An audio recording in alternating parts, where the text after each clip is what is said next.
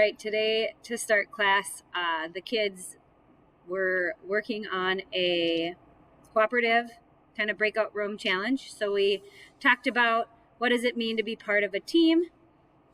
Kids said in my class session said communicating with others, working together, cooperating. So essentially being a part of a team is to be able to work together to succeed. So a lot of times when we think of a team, we think of sports, but I have teams here at school with my job that I'm working with. There are other types of teams where maybe you're building something and you need a team or a group of people to get the project done. So a team is in all aspects of our lives. So as Mother Teresa said, I can do things you cannot, you can do things I cannot. Together we can do great things.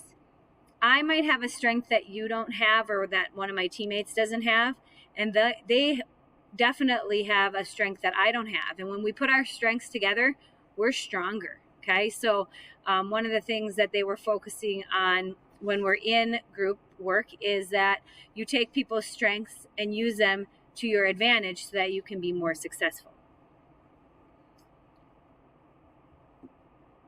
So the skills for success is teamwork, problem solving, leadership, and communication.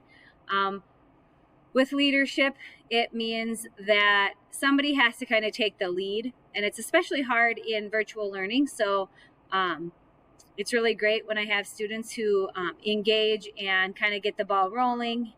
And then there are other types of leaders that maybe aren't as vocal, but they lead in other ways by participating and engaging and working on communicating, whether it's unmuting their mics and communicating or in that chat box.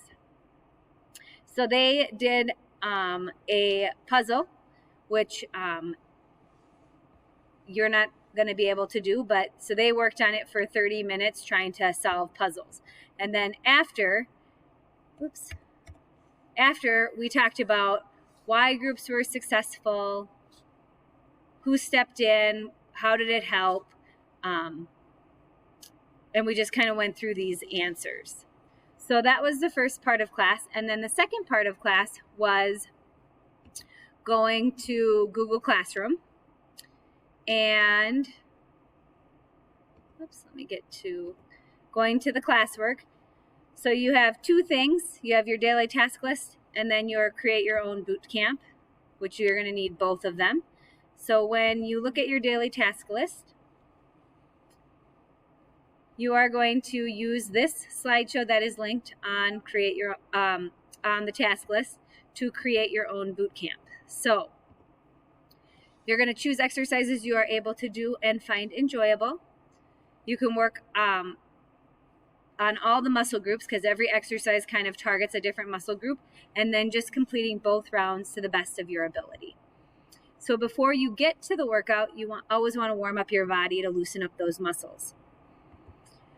So now, here's where your assignment comes in for the day. Before you begin your workouts, you need to map out a path for each round. So this is going to make more sense when I get to the next slide, but you're going to follow the arrows from top to bottom, choosing the movements. Sometimes there's a couple choices and sometimes you're just directed based on the decision you made.